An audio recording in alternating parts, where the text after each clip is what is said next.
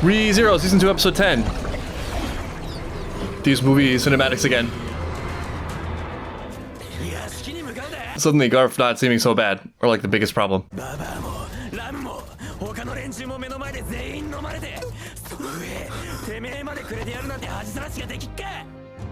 We can't, that's terrible. Already we failed. On the heels of that talk about how everything is Subaru's responsibility. Roswell seemed happy to go. Ram, I sort of wish she'd saved herself. And Pastrash. Well, maybe. I mean, she was right next to you and then she wasn't, and then she was someone was hugging you. Oh, there's more of them? Great. Sure. Okay.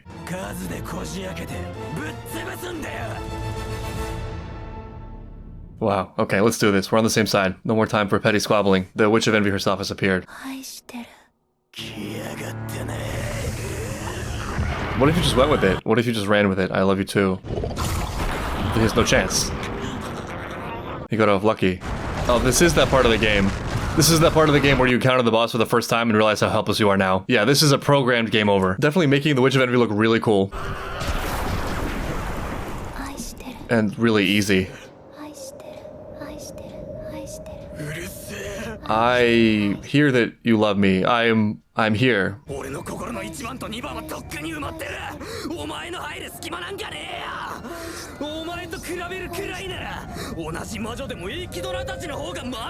mean, a kid is pretty easy to love, so... We just... okay.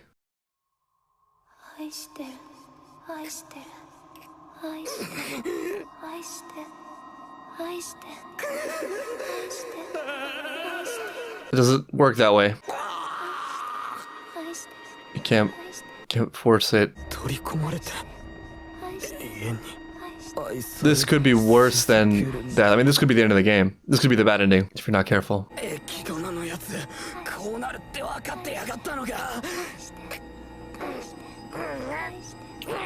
Fight it, fight the love. Killed himself in the spirit world. Oh, we can see her. Yeah, I mean, you know what you're gonna see, right? Now you understand with real experience.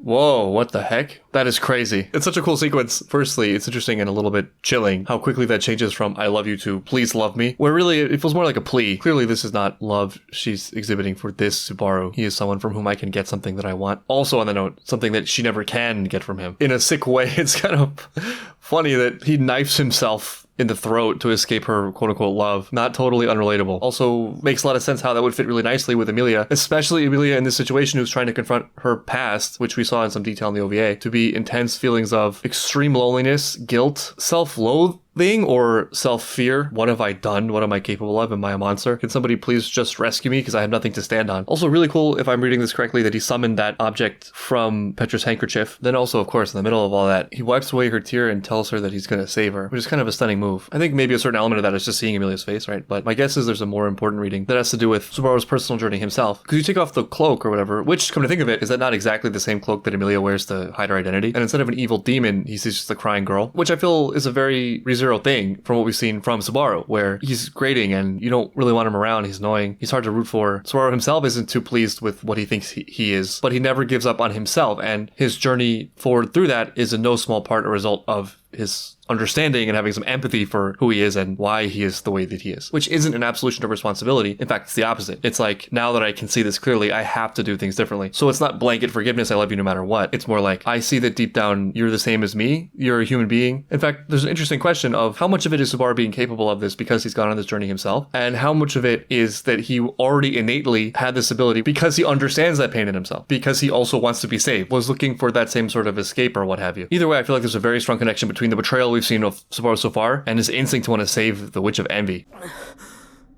That's odd. Where's Emilia? She should be next to you. Okay, yeah, alright.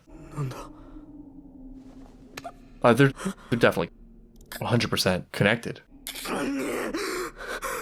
It's okay if she is. I mean, I understand the fear after going through that. I think it just rounds out the picture a bit better.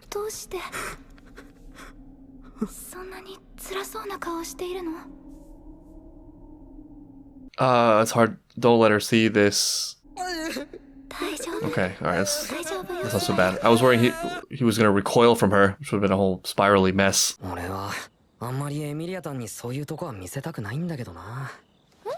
Understandable. Yeah, if only.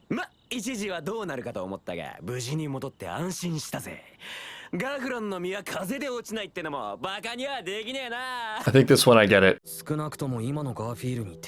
Finally.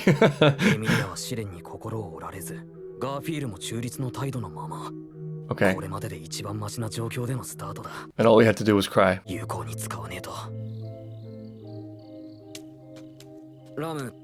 Also, I mean, we faced the Witch of Envy and didn't get trapped. Won, in a sense. Can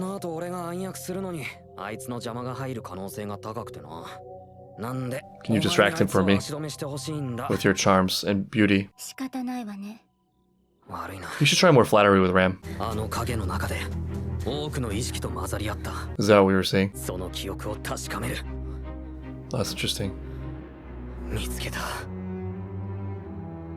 Yeah, he's right. That was one of the best failures we've had in the show so far, because we got a lot of information, a lot of emotional weight, and we got to meet Witch of Envy face to face. The witch encounter gave him a point on the map to check, instead of having to brute strength it, checking every door. Okay. Oh, it's, yeah, one of the clone thingies. This has got to be related to Ram, right? So she knows our dirty secret about Echidna.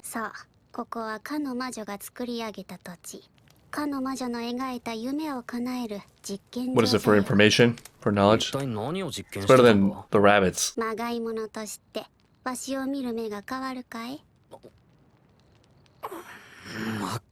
It's weird, yeah. Well, I never knew the original Ryuzu, I only knew you, so...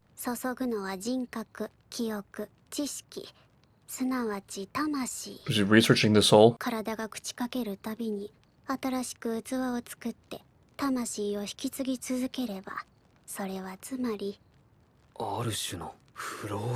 Now I'm confused about whether or not the soul that currently inhabits the Ryuzu's bodies is the original Ryuzu or still some kind of like copied or watered down version of Echidna. So she was doing experiments into immortality to keep herself alive? That's very greedy.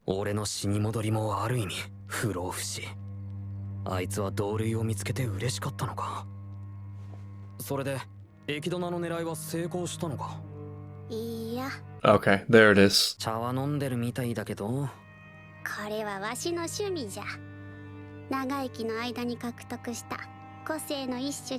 I imagine you especially covet individual quirks if you're a clone. At least you can form memories.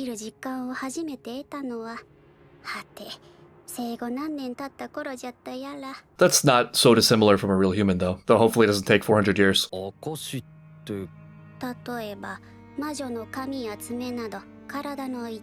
I drank her body. I drank her fluids. Whoa. He did not report that accurately. She tricked him into drinking her body fluids once. The second time, he did that all on his own.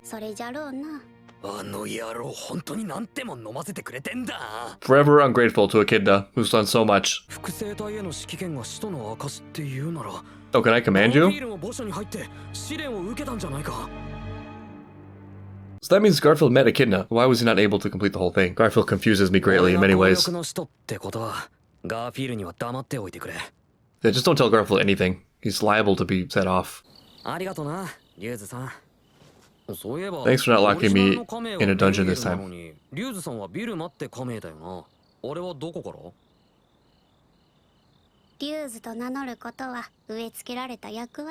wonder how much she can deviate from the duty.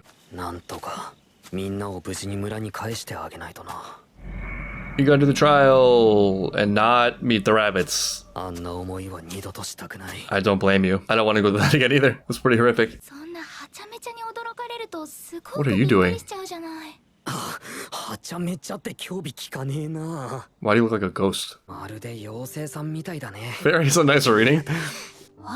You look like a specter, like a phantom. そんな風に人のこと悪く言って私だって怒るんだからね。 Oh, is fairy a bad thing here? 文化の違いに阻まれる口説き文句。 Relatable. パックがいたら美容に悪いってカンカンだぜ。 Where is Puck, by the way? What kind of fire horses is he fighting right now? Whatever it is, it's gotta be very important. やっぱり試練の不安で。そうじゃないの。やっぱりそうかも。でもはっきりとは自分でも分かってなくて。 There's something that you can't face and are not ready to face yet. Maybe you're so unready to face, you become a witch of envy and destroy everything. 結局俺はどこまで行っても代打なんだよな。 It also just occurred to me that, well, I'm just thinking that that OVA might turn out to be extremely important. In the OVA, in the part where Puck apologizes to Emilia for leaving her alone after she wakes up, because he's this great beast who probably also is immortal, or at the very least is not subject to the normal laws of humanity and lifespans, that he actually was not apologizing to Emilia. Maybe he doesn't even know Emilia, but apologizing to whatever girl we saw under the hood of the Witch of Envy. Maybe Puck is patiently waiting. エミリアは立派だよ。本当は逃げたいって思っていいはずなんだ。そこにくじけず立ち向かえるのを俺は尊敬してる。急にどうしたの？ It is true. I mean, for all my talk about Subaru having to do it, there's something really respectable about the way Emilia is going forward. エミリアなら大丈夫だ。きっとやってくれる。俺は君の味方だ。ありがとう。 That's nice. It's a nice sentiment. すごく勇気がもらえた。 It's subtle because I think that can go really wrong too. It's a very subtle distinction, but there's a difference between I know you will succeed in this very specific endeavor or way in that kind of circumstantial realm of the thing. Like when people tell you everything's going to work out. No, don't worry, you're going to get that job that you're after. No, your girlfriend will never break up with you. Versus a much deeper, more meaningful message of like, I just really believe in you as a person. And actually the phenomenon of life are less important, are secondary to that. I believe in you and I got your back. The former has a way of feeling like you're being written off, you know, like people don't want to entertain the significance of your qualms or struggles of your life, or maybe they themselves can't face for any number of reasons the actual reality of the difficulties of individual situations and the fact that some things are just not going to turn out the way you want them to. Some people live in a little bubble of optimism and they think that by embracing the truth about material elements of life that they're undermining that warmth or connection they have to a person. Like I know people who do that because they don't want to admit that things for people they care about can go wrong because they think that's a reflection that trickles down into all of our lives, and so it's better to just pretend everything will always go well. It can be an avoidance where I feel like Subaru was the opposite. And thinking about my own life, there are definitely people I've seen struggle with really big things, and if push comes to shove, I can kind of see, oh yeah, they're going to struggle for a bit and they're going to fail a bunch. But I really love them and I see so clearly their amazing qualities and who they are as people and the gold inside of their hearts. And so even though they're struggling, I'm like not overall worried about them because I don't know how the material things are going to go, but I do know that they're going to get where they need to be. Maybe because in a way, largely they already are what they need to be. 夏希さん、戻ったんですか? Good to see you, Otto. お前は過保護な母親かよ。せめて男親にしてください。夏希さん、Fair. いろいろ大変とは思いますが、何かあったら話は聞きますよ。 This is real friendship. Otto's in his friendship arc. お前のツッコミが原因で村の人たちが暴発したらやりきれねえ。僕は冗談で言ってるわけでは。分かってるから。Come on, so I'll be a little nicer to your friend Otto. だからお前には言えねえよ。 Huh. 俺一 Odd. 人で行く。 Oh, that's what it is. Okay, that makes sense. We gotta protect Otto. So you can be a little nicer to Otto, your best friend, who's never done anything to betray you that we can remember. やり直す前提の世界なのに、こういうのは理屈じゃねえからな。行こう。 You never know if this is the one, though. That's part of the frustrating part of it. You can't cut corners ever. それを知らなきゃ対処法もクソもない。事情さえ分かれば、駅の何だって頼れる。 Oh, are we actually just like doing an information run? That's nice. それか。 Oh, great. It's really tough and admirable, but I think it's a great strategy. What now? What now? Oh, God, why? Go away.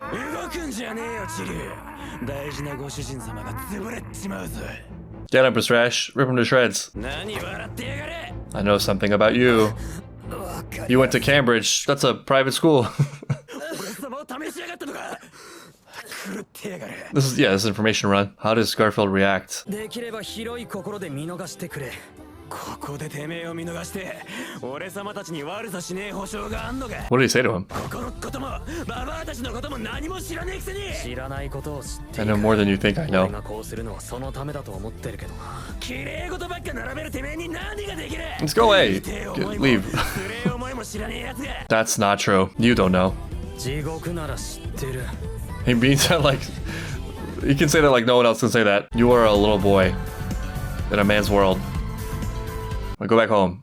Do whatever it is you do. 地獄を知ってるのは俺だけでいいそのために俺がいるんだ He's the giver.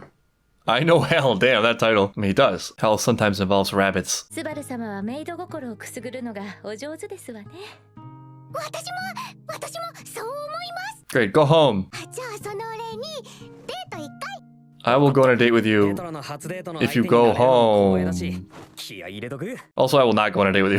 You're too young. We have to keep her out of the forest. やっと来たのかしら Were you waiting? ここに来た理由は前とは I 違 am う him. 来たつもりだ好きにすればいいのよ Ask the question. The answer is I am him. 終わりの終わりを終わらせてベティは今度こそ解放されるのよもっとも